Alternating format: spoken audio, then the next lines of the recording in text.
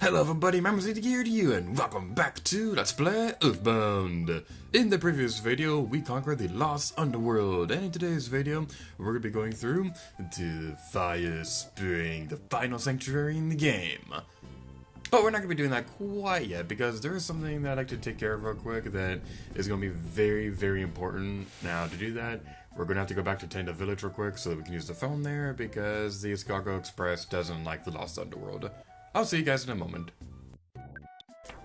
Okay, that montage is going to be really fun to edit because my recording session is at 10 minutes already, and I'm going to have to go through a lot of stuff because we spent a little while organizing our equipment. We got some stuff from, we got some bags of Dragonite from Escargot Express. We also stored away some items that we're not going to be needing anymore, as well as getting rid of some old equipment that is kind of obsolete at this point because of how awesome our current equipment is.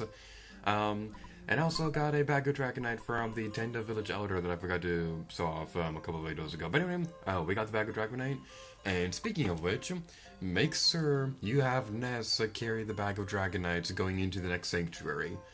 It's very important for something we're going to be doing a little bit later.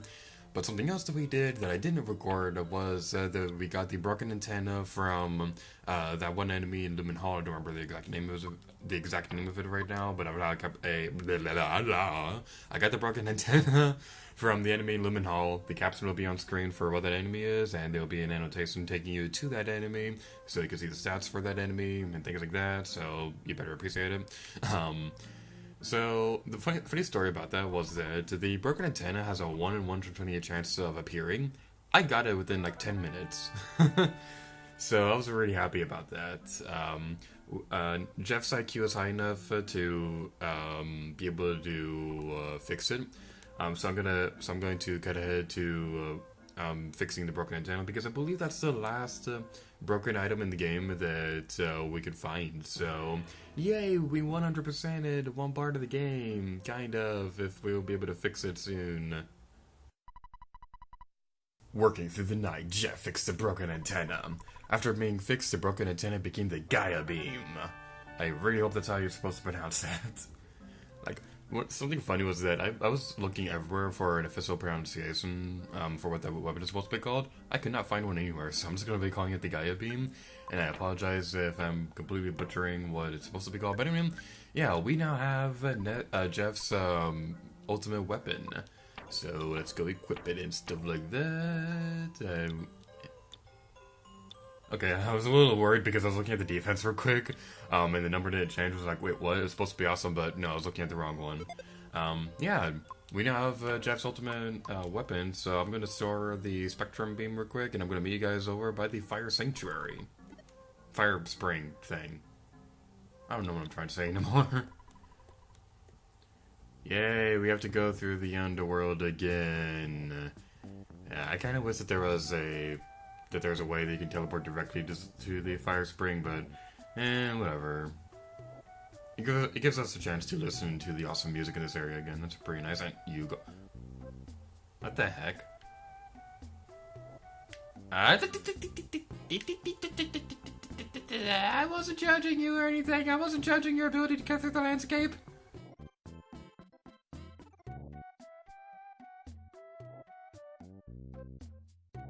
Go, go, go, go, go, go, go. Now you're standing on top of that mountain. What is with this guy? Get away from me! I wasn't laughing at you. I didn't mean to. Please give mercy on my soul. Thank God they have this geyser over here so that we don't have to waste our magic truffles refilling whatever power points we ended up using against those enemies. If it'll appear. Come on, buddy. Come on, buddy. I like that Tenda is walking in place. That's pretty great. Okay, fun story. When I was planning out this Let's Play, I was still using my older capture card. I didn't get this new one until very early into this Let's Play. Yeah, the older capture card, the Dazzle capture card I used to use, it plugged directly into my computer, and then the gameplay footage would play on my computer screen. It had a really bad lag problem for the longest time there. So whenever I wanted to do a let's play of a game, but I'd test it out on the old capture card to see if there's a way that I could tell if the game's lagging. Because some games like this, some of the sprites are a bit more stationary than others, so that was what I was using before to test out footage for this game to see if I'd be able to easily tell if the game's lagging. No, luckily I don't have to worry about that anymore because of the new capture card, and I'm completely glossing over the fact that we have some new enemies right here. This is a major psychic psycho. Try saying that 5 times fast. Anyway, yeah, the stats. 618 HP, 574 power points, 145 offense, 152 defense, 31 speed, 1 gut, 39,247 experience to defeat them, $862 to defeat them. Has a 1 in 120 chance of dropping a star pendant. I'm not going to be going on my way to get that because I don't really see the point in doing so. Weaknesses. 25% vulnerable fire, 50% vulnerable freeze, 10% flash, 0% paralysis, 10% Brainshock, 50% paralysis. Attacks, PSI Fire Beta, 120 to 200 damage, PSI Fire Gamma, 180 to 300 damage, PSI Sealed Omega, reflects all PSI attacks, and Paralysis Alpha, paralyzes a party member. The enemy behind that is the Psychic Psycho. I'm not sure why this guy is a major Psychic Psycho, but this guy is only a regular Psychic Psycho. That's just really fun to say, Psychic Psycho. I just love saying that. But anyway, going back to the stats, 591 HP, 252 power butts. Did I say 252 power butts? I'm sorry.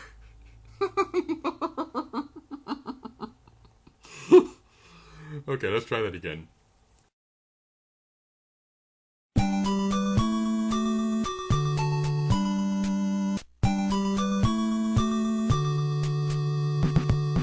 591 HP, 252 power points, 124 offense, 144 defense, 30 speed, 1 gut, 30,094 experience to defeat them, $682 to defeat them, has a 2 in a 120 chance of dropping a PSI Caramel, weaknesses, 25% vulnerable fires, 5% vulnerable freeze, 50% flash, 10% paralysis, 99% Brainshock, 0% paralysis. Attack is PSI Fire Alpha, 16 to 100 damage, PSI Fire Beta, 120 to 200 damage. Those stats are going to be really fun to edit when the time comes for me to edit this video. If I do like an outtake reel at the end of the episode, then you'll see why when we get to that point. But yeah, that was a pretty interesting experience. PSI Fire is not my friend! How did I make that noise? Yeah, we use this mass attack against your face. You shall feel the wrath of my awesomeness. And over here we have a speed capsule. We're gonna use that on Paula real quick so you can get awesome things like that. One of the, I believe it's the C pendant. I don't remember which one exactly at the top of my head. Whatever equipment that the Chomper Sword drops, that has like a 1 in 120 chance of appearing.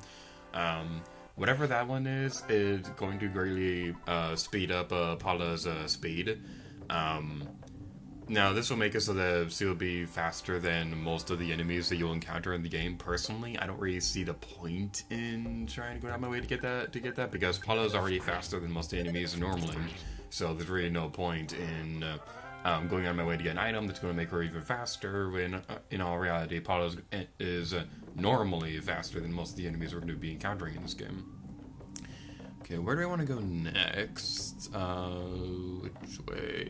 way do I want to go? Oh, there's a cabin right there, and there's a rope.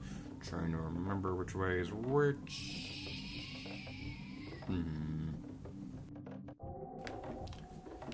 Okay, after like an eternity of me trying to think it over and eventually having to look up a map for this area, I do have a map in front of me, but I'm only using it to see which way the items are. I'm not going to be looking at it all that much. I'm going to try to go through this area from memory because I'm awesome like that.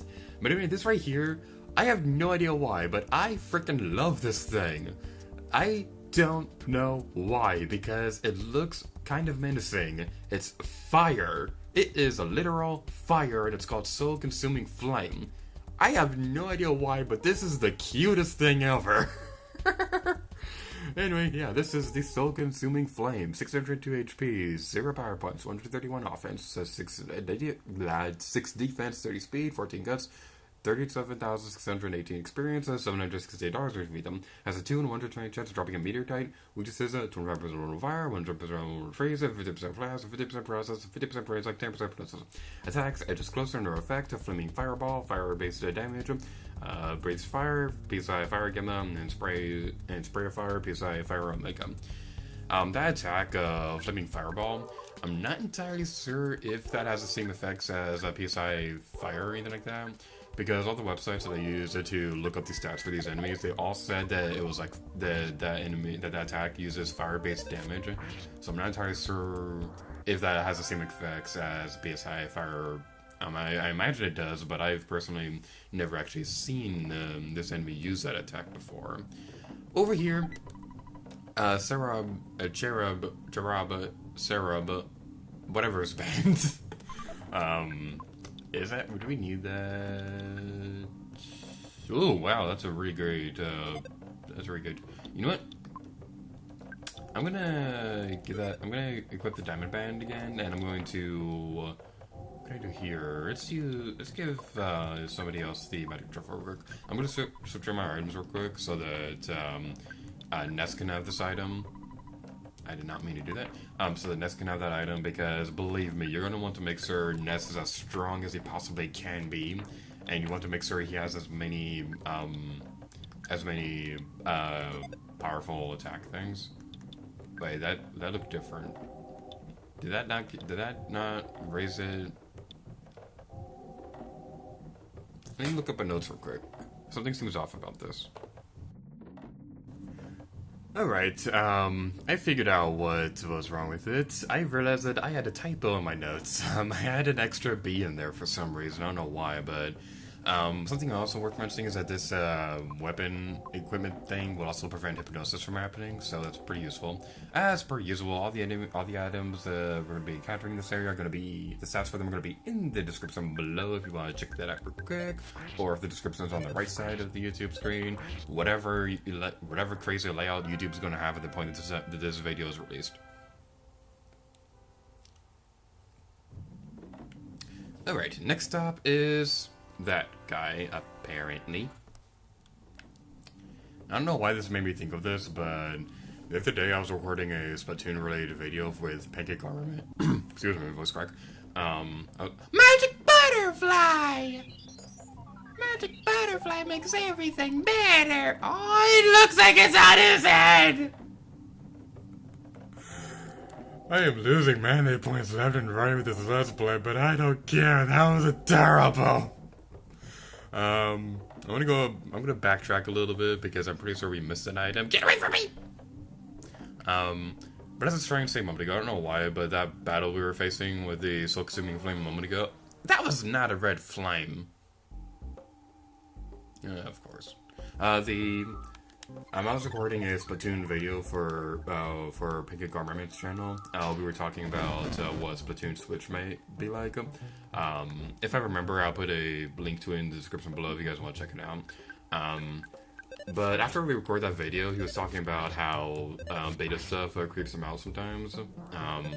And I gotta say, I don't. We were going back and forth talking about like different examples. I don't remember exactly off the top of my head what exact examples we were thinking at the time. But one beta thing that legitimately freaks me out. This is gonna sound really silly, but in the coding for The Legend of Zelda Twilight Princess, there is a random face in the game. I don't know what it's supposed to be for, but it's like a random face, and I don't know why. It creeps me out. Let's avoid that dude. The enemies in the Fire Spring, I gotta say, these guys are fairly easy, all things considered. They're a lot easier than dealing with the Rowdy Mouse from the Giant Step. These enemies are going to be pretty easy to deal with if you're at my current level or around this current level. Again, I have been level grinding a couple times, and we got a lot of experience from hunting down these sort of kings. But yeah, that's all I really want to say. Yeah, let's avoid you, except we can't because you attacked my butt. I guess the reason why I like fighting the soul-consuming flames is because they're easy to fight. Because at this point in the game, ooh, new enemy. We found a new enemy, and he is scary. This is the Evil Elemental.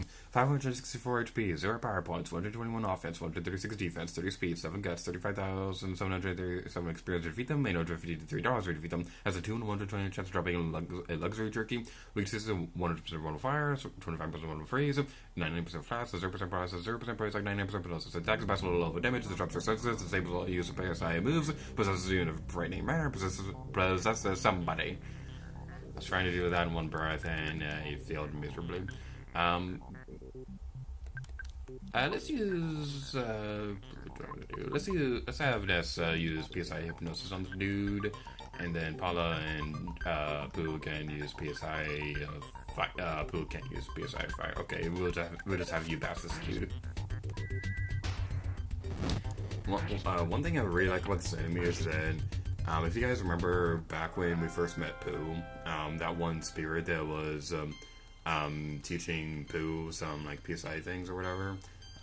At the point in the game where it was where you first met Pooh and stuff like that. I don't know why, but the Evil Elemental, the sprite for it reminds. I got into the door. The sprite for it reminds me of the Evil Elemental, so that's something I've been wanting to say for a little while. And you're using PSI Fire on my beautiful face, you jerk! Well, Paula became paralyzed during that battle, so yay, except not yay, because that sucks. I think PSI, one of these two, we'll hear that, we'll heal that. Let's use PSI Beta, so hopefully that'll work. It didn't work, okay, fine, we'll use this thing, I guess. I don't want to, because it uses a lot of... You know, we have magic truffles, we have nothing to worry about. I don't really like using magic truffles at this point in the game. I prefer use... That is not what I meant to do! No! Wait, what am I freaking about? Oh my god. I was freaking out for a moment there because I thought that I needed to use that on Paula. Like, I had the mindset that I was going to use that on Ness, but then for some reason or another I thought I was going to use that on Paula, but... My god, that gave me a slight heart attack. Ooh, magic bag of Dragonite. Alright. We're gonna have to give that to Ness after we're done with this area. What I was trying to say a moment ago was that I don't really... That is not what I meant to do. I don't really like using the magic truffles at this point in the game because I think they're way more useful later, towards the end of the game. You'll see why when we get to that point. I didn't have a chance to move at all. Evil Elemental! Yeah, I don't like using magic truffles at this point in the game. Something that I'm pretty sure I haven't talked about yet is how the battle system was originally going to work visual-wise. Originally, the HP was going to be represented by pachinko machines flying everywhere, like those little pachinko balls that you'd see in pachinko machines.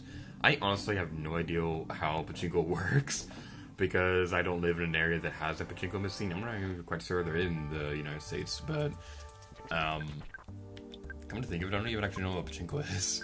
Like, I know it's really popular in Japan, and I'm pretty sure Sega owns some pachinko machines in Japan, but to be honest, I don't actually really know what pachinko is. I'll probably look it up in between videos, but yeah, that's today's edition of Lady Gear to Use, a useless moron, kind of.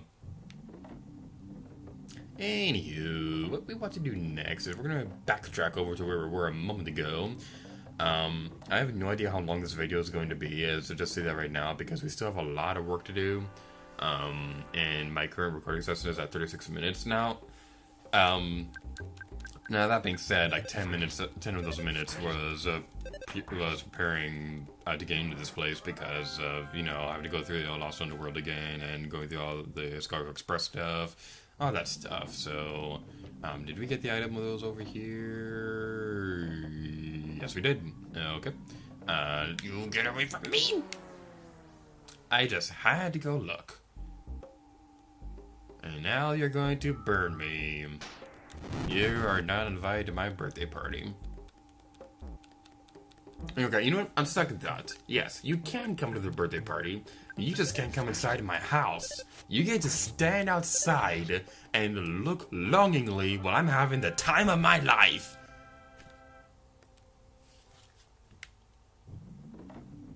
If I left that in there, that's gotta be one of the weirdest things I've ever said in a video. Get away from me! I have no idea why I'm freaking out so much. I don't know why I'm freaking out so much against these enemies, because like I said earlier, these enemies are not actually all that bad. Compared to some of the other sanctuaries we fought in the game, like Lumen Hall would probably be a pretty good example. I don't know why I'm freaking out so much about these enemies, because they're not all that bad. I'm just weird. You have to understand this, people. While we're in the battle screen, something else I could talk about is those backgrounds. Apparently all the backgrounds in the entire game were handled by one programmer, so that's pretty interesting. And you know what? There's really a whole lot left to talk about. Okay, I need to backtrack real quick because I just looked at my map because I had the feeling that we missed something important, and we did. We need to go over here because there are more enemies to fight. All I was trying to say was that we need to go back over here because I missed this treasure chest. This seems like the only one that we missed so far, so that's pretty good. But going back to what I was saying a moment ago, when I was talking about like development stuff, like how one developer worked on the backgrounds for the enemies in this game, I did not turn around. This game was in development for 4 years at this point in time that I'm going to be talking about. The team that worked on this game, even though it's the same director, Shigesato Itoi himself made all 3 EarthBound games, but it was a different team that worked on this game than who worked on EarthBound Beginnings or Mother or EarthBound Zero or whatever you want to call that game. It was a different team, so they were very inexperienced with inexperienced with making games. So within 4 years of development, EarthBound was still filled with bugs and glitches and was nowhere near completion. A big reason why Satoru Iwata is credited with saving this game is because of the fact that he met up with Shigesato Itoi and told him that if they were to continue development on the path that they were going on, that it was going to take 2 more years to complete the game. So, and by then, like, I'm pretty sure that like the Nintendo 64 would have come out, and like nobody would have paid attention to EarthBound. Satoru Iwata said that with his experience, he could help them complete the game within 6 months. So Satoru Iwata helped to finish programming this game, and EarthBound was released on time, and it is awesome. So that's kind of like a big reason why so many people give Satoru Iwata credit for saving this game, because if it wasn't for him, then the game would have been in development for 2 more years, and it was very possible that the game would have been cancelled.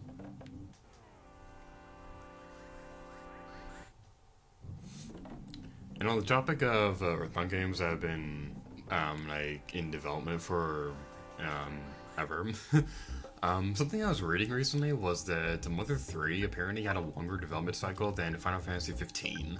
So I'm not entirely sure if that's true or not. I'm not entirely sure if they're counting. I'm pretty sure that they are counting the development that it was on for the Nintendo 64 as well.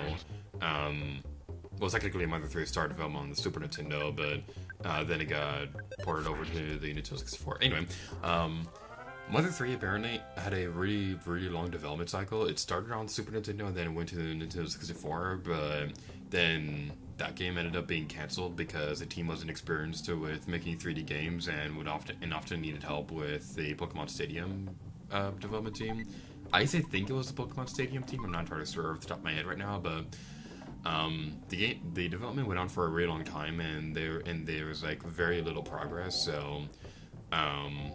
So they ended up canceling the game.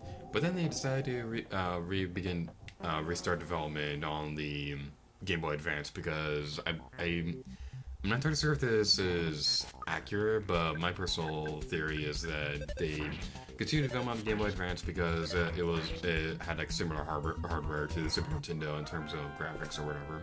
I think that's true. I'm not entirely sure if that's ever been confirmed, but that's just what I always thought. We're on the rope! Come on! What is with these evil red swirly swirls today? You wasted your turn. You had a chance of destroying us in cold blood soul-consuming flame, but now you used it to waste your turn and you shall suffer the consequences. I can't hate you though, you're just so adorable. I don't know why I love these things so much. They look like they should be evil. They have like an evil grin, they have black soul-crushing eyes. Huh. I didn't even realize that until now. That's why they're called soul-crushing flames, because their eyes look like soul-crushing. Huh. Anyway, let's go back over here. I'm going to... Okay, I was looking at my notes real quick, but I guess we'll fight this dude. I'm going to look over my notes real quick to see if we did find all the items. Alright, now we're going to be getting into the boss of this area. Before you do anything else, if you have enough power points, you want to use you want to use the most strongest PSI life up thing because it's going to fully max out everybody's HP. So I'm crossing my fingers that this won't be a total disaster because I have a really hard time with this boss. But without further ado, let's go! You finally got you. This is your 8th century location, but it's mine now. Take it from me, if you dare.